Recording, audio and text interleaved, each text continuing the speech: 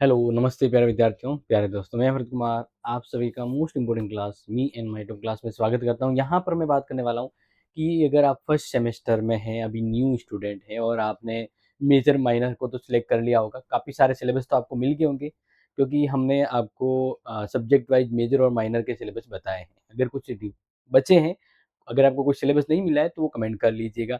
लेकिन आप सभी को पता होना चाहिए कि आपका फर्स्ट सेमेस्टर में स्किल कोर्स का पेपर भी होगा।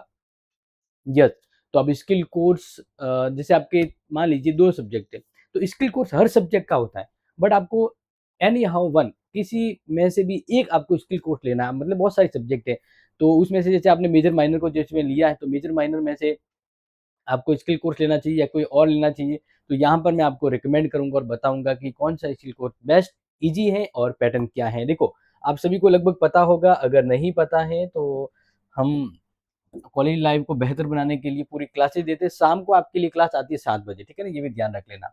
देखो, टोटली इस बार आपके जैसे एग्ज़ाम होगा, ठीक है ना? इस बार आपके जो एग्ज़ाम होगा यानी परीक्षा, तो इस परीक्षा में कितने आपके पेपर होंगे एग्ज़ाम में? कितने पेपर होंगे? टोटल पेपर होंगे आपके 5। कितने होंगे? 5। कौन-कौन से? तो देखो, जैसे आपने मेजर लिया तो मेजर के 1 एंड 1, मेजर फर्स्ट और मेजर 2, ठीक है?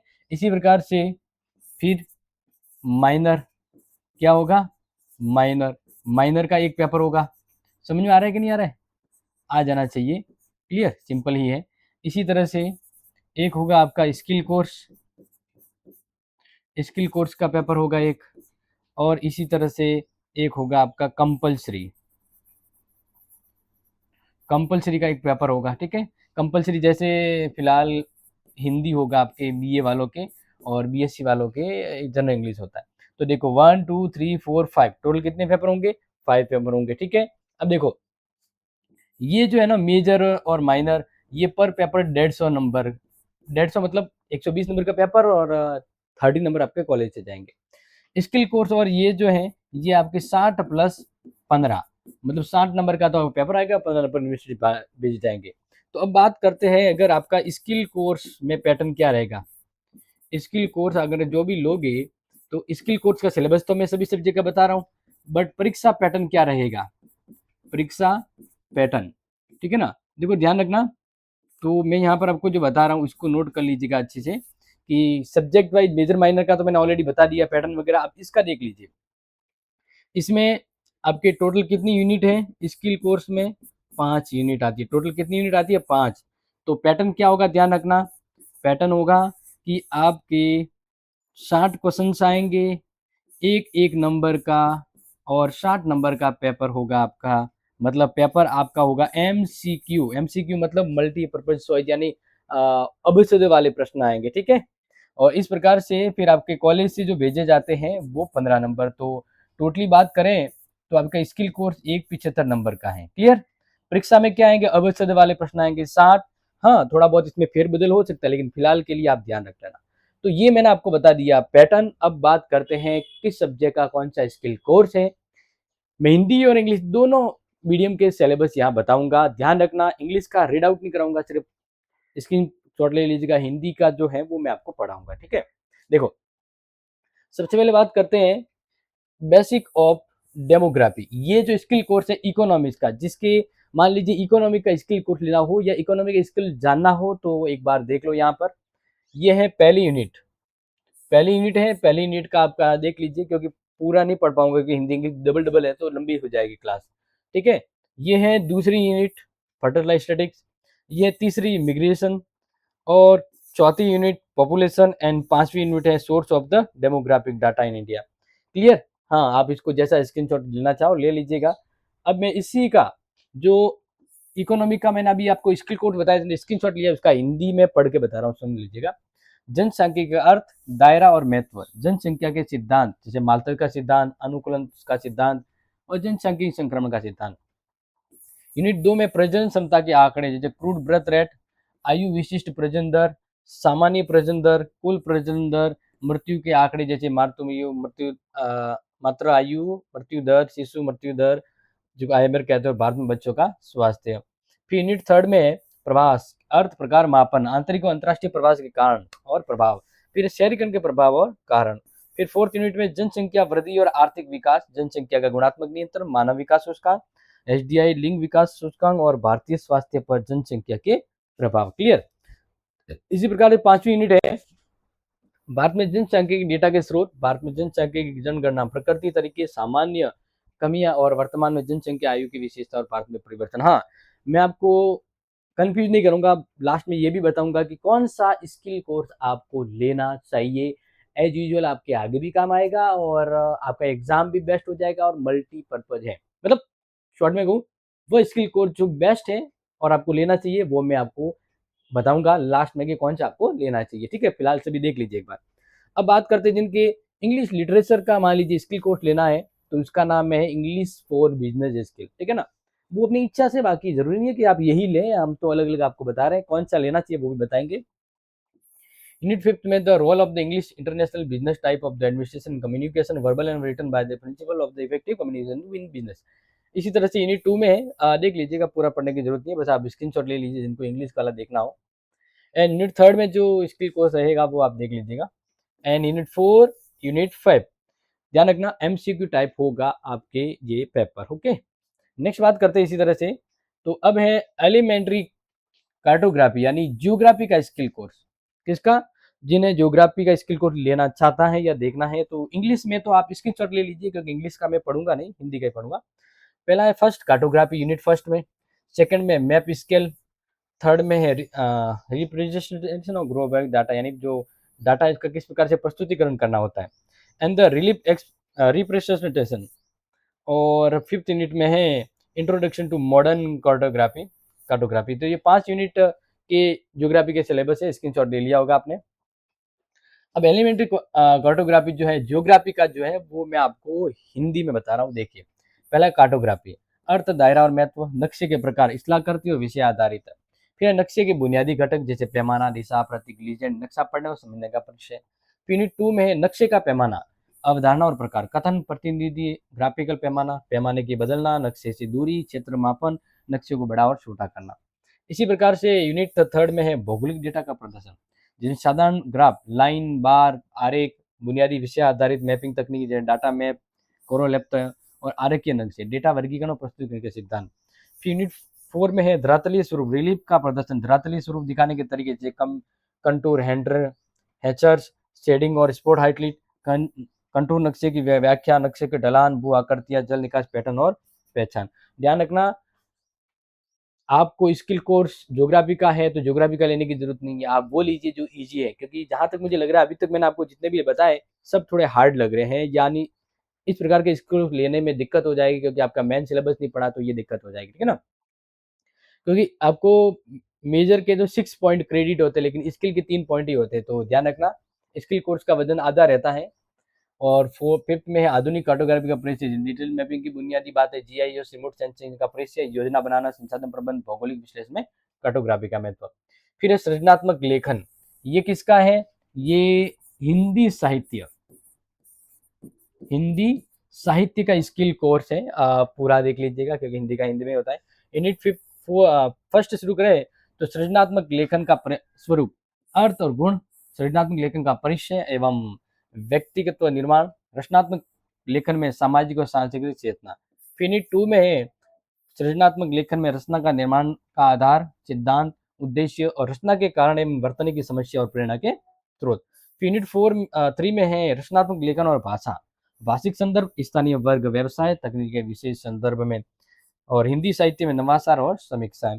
फिर इसी तरह यूनिट फोर है सृजनात्मक लेखन के विभिन्न आयाम, कहानी और उपन्यास लेखन, नाटक और एकांकी लेखन, आत्मकथा और जीवनी लेखन, कविता लेखन और लघु कथा एवं बाल साहित्य का लेखन।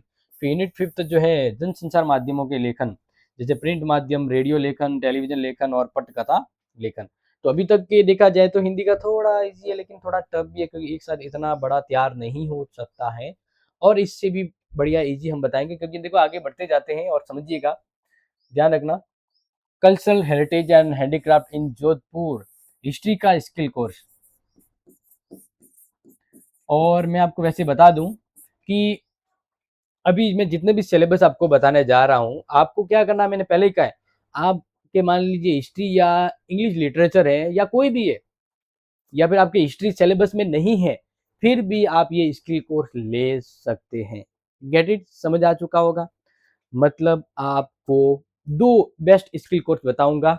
तो इतिहास का ये एक बेस्ट स्किल कोर्स है। क्यों क्यों बेस्ट है, क्यों मैं चाहता हूं कि आप यही स्किल कोर्स ले, पढ़िएगा, समझ जाएंगे। ठीक है, तो ये इंग्लिश में दिया हुआ है, तो इंग्लिश का तो मैं पढ़ूंगा नहीं, क्योंकि हिंदी का भी है, डबल पढ़ने से टाइम वेस्ट होगा। ये फर्स्ट यूनिट है, ये सेकंड यूनिट है,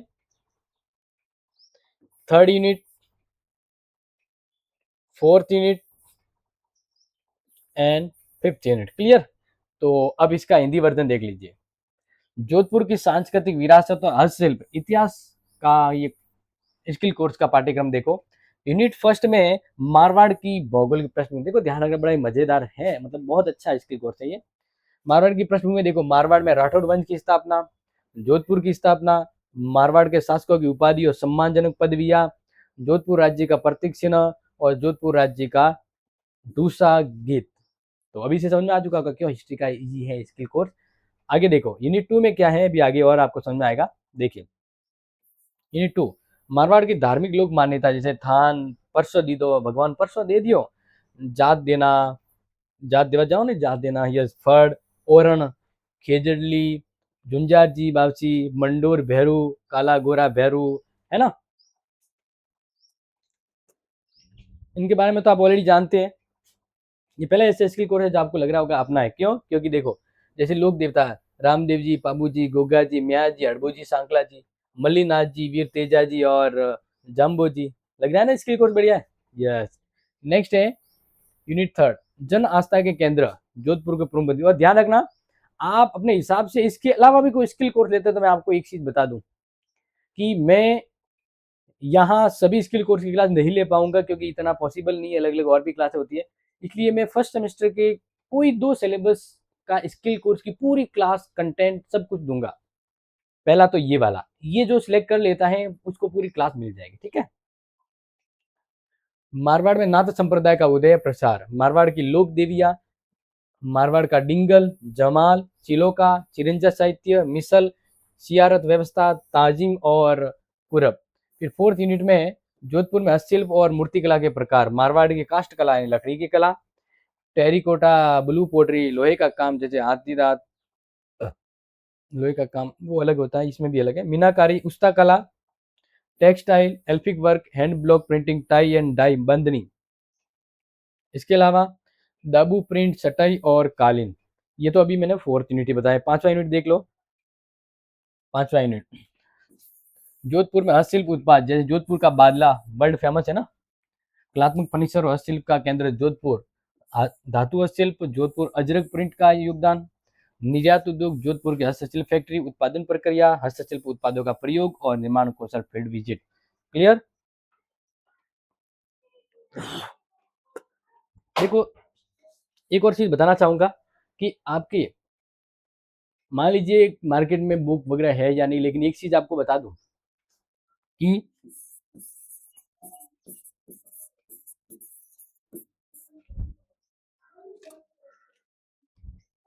यह आपको जो नजर आ रहा है क्लासी सेट ऐप, ये एक ऐसी ऐप है जो कॉलेज के हर स्टूडेंट के काम आती है। ठीक है ना, क्योंकि कॉलेज का कंप्लीट नोट्स आपको इस पे मिलता है, जैसे कि इनका भी मिलेगा। अब आगे देखिए,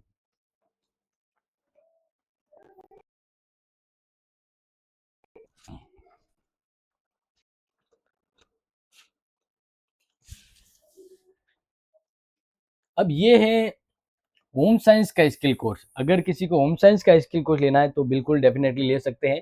जैसे देखिए, पहला है फंडामेंटल ऑफ बेकिंग, यानी बेकिंग पकाने की जो व्यवस्था होती है ना, जिसमें आप कुछ सा भी बना सकते हैं, केक भी बना सकते हैं, वो वाली।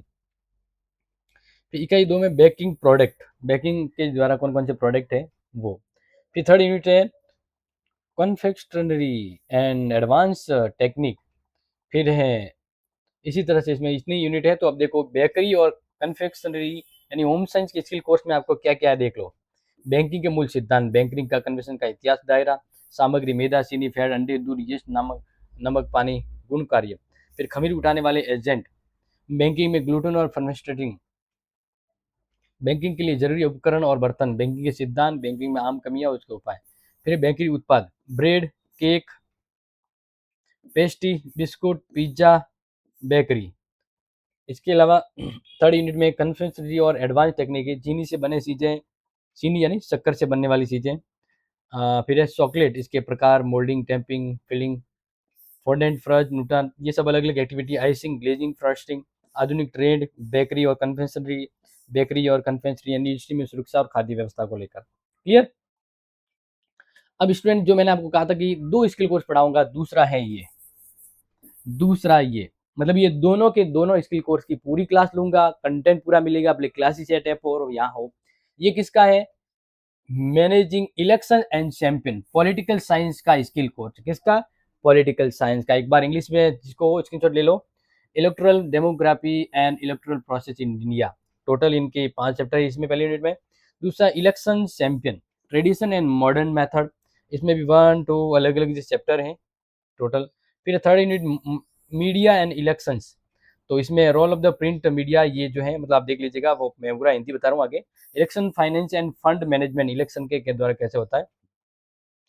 फिर है election organisation and grass root of management. तो इस प्रकार से पॉलिटिकल साइंस के स्किल कोर्स का हिंदी में सिलेबस देख लो और स्क्रीनशॉट ले लेना। देखो, पहला है भारत में चुनाव, लोकतंत्र और चुनावी प्रक्रिया, जिसमें चुनाव लोकतंत्र और प्रतिनिधि के तरीके, चुनावी राजनीतिक चुनौतियां, आदर्श आचार संहिता, चुनाव नामांकन और चुनावी हलफनामे, अपने उम्मीदवारों को जानना।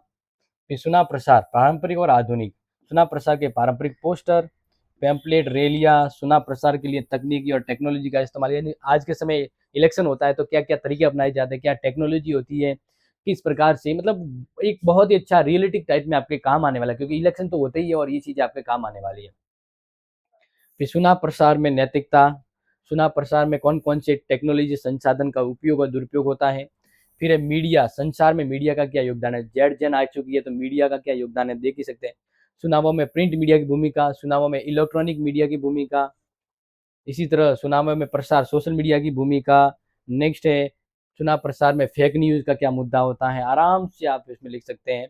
फिर है वित्त, यानी चुनाव होता है तो चुनाव वित्त और फंड कैसे आता है, कहाँ से आता है पार्टी के नेता के पास, तो उसी का चुनाव खर्च और वित्तीय नियमन, चुनावों में फंड प्रबंध, चुनाव में नैतिक खर्च, राजनीतिक दलों को सरकारी फंडिंग पर बहस। फिर फिफ्थ यूनिट जो है वह चुनाव संगठन और जमीनी स्तर पर प्रबंध, यानी चुनाव के द्वारा अभियान चलता है, चुनाव सदस्यता, जिम्मेदारी और स्वयंसेवक संगठन होते हैं वो चुनाव में अपना योगदान देते हैं। इसके अलावा चुनाव होता है इसलिए बूथ प्रबंध और मतदाताओं को जुटाना, चुनाव में मानव और भौतिक संसाधनों का प्रबंध। क्लियर? इसके बाद नेक्स्ट स्किल कोर्स में है पब्लिक एडमिनिस्ट्रेशन, लोक प्रशासन का स्किल कोर्स, जिसका नाम है डिजास्टर मैनेजमेंट एंड एडमिनिस्ट्रेशन। तो बेसिक डिजास्टर मैनेजमेंट पहली यूनिट, एडमिनिस्ट्रेशन फ्रेमवर्क और डिजास्टर मैनेजमेंट। फिर है disaster management in Rajasthan, disaster preparedness, preparedness of response skill. और इसी प्रकार से पांचवी disaster risk reduction and sustainable development. अब इसका हिंदी वर्जन भी देख लो। आपदा प्रबंध प्रशासन, लोक प्रशासन का है आपदा प्रबंध की बुनियादी बातें, जिसमें आपदाओं का अर्थ प्रकार, आपदाओं के कारण प्रभाव, आपदा प्रबंध के चक्र, रोकथाम, समुद्र तैयारी, प्रतिक्रिया, पुनः आपदा, भारत में आपदा प्रबंध एक अवलोकन। फिर आपदा प्रबंध का प्रशासनिक ढांचा, आपदा प्रबंध अधिनियम 2005, राष्ट्रीय आपदा प्रबंध अधिनियम एक्ट बना हुआ, राष्ट्रीय आपदा प्रबंध प्राधिकरण बना हुआ राजस्थान का, ये देश का। जिला आपदा प्रबंध, ये जिले स्तर पर बना हुआ आपदा प्रबंध जो आपदा के समय एक्टिव होता है। और जिला प्रशासन की क्या भूमिका आपदा प्रबंधन में। फिर राजस्थान में आपदा प्रबंध, राजस्थान में आपदा प्रबंधन के प्रकार, सूखा होता है, मरुस्थलीकरण, लू चलती है, पानी की कमी होती है, राज्य प्रशासन इसमें क्या भूमिका है, सामुदायिक भागीदारी और पारंपरिक प्रथा, स्थानीय आपदा और प्रतिक्रिया तंत्र। फिर आपदा की तैयारी और प्रतिक्रिया कौशल, प्रारंभिक चेतावनी प्रणाली, मूल विचार, आपदा प्रतिक्रिया राहत उपाय, पुलिस, स्वास्थ्य, स्थानीय प्रशासनिक भूमिका, प्राथमिक चिकित्सा, बुनियादी सुरक्षा, एनजीओ, समुदाय, यानी जब आपदा आती है ना, कोई भी बाढ़, भूकंप वगैरह, तो उसके समय का ये नॉलेज है। आपदा जोखिम में कमी और विकास, तो आपदा जोखिम में कमी यानी डीडीआर की अवधारणा, जलवायु परिवर्तन आपदाएं, आपदा प्रबंधन तकनीकी भूमिका, आपदा रोधी समुदाय बनाना, स्थानीय आपदा योजना का मूल विचार है।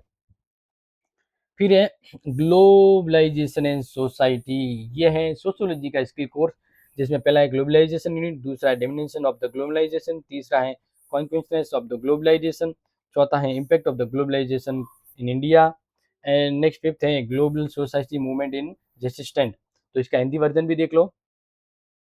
वैश्वीकरण और समाज शास्त्र में एक वैश्वीकरण क्या है, इसका अर्थ, वैश्वीकरण विशेषता, वैश्वीकरण का उदय, उदारीकरण क्या है, अर्थ विशेषता, निजीकरण क्या अर्थ और विशेषता है। फिर यूनिट 2 में वैश्वीकरण के आयाम, आर्थिक, तकनीकी, राजनीतिक, सांस्कृतिक। यूनिट 3 में है वैश्वीकरण के परिणाम, बढ़ती जन असमानता, पर्यावरण का नुकसान, उपभोक्ता, स्वास्थ्य और सुरक्षा।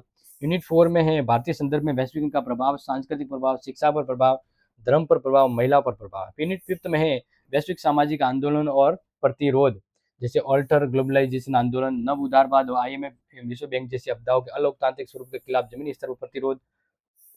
हाइब्रिडी मिश्रण, यानी अलग अलग परंपराओं के मिलने से नए सांस्कृतिक रूपों का उदय। सांस्कृतिक साम्राज्यवाद, यह डर की पश्चिमी, खासकर अमेरिकी संस्कृति स्थानीय परंपराओं को खत्म कर रही है। तो इस प्रकार से और भी सब्जेक्ट होगी, लेकिन कॉमनली जो बेस्ट थे वो मैंने स्किल कोर्स बता दिए।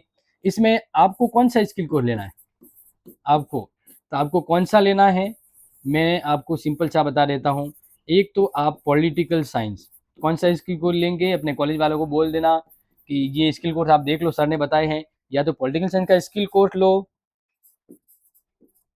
या हिस्ट्री का स्किल कोर्स लो, या फिर आपदा प्रबंध आया था, लेकिन वो तो ठीक है, नहीं है तो ये 2 स्किल कोर्स बेस्ट हैं, इन दोनों का लेना, और दोनों का सिलेबस भी आपको बता दिया, क्लास कंटेंट सब कुछ मिल जाएगा।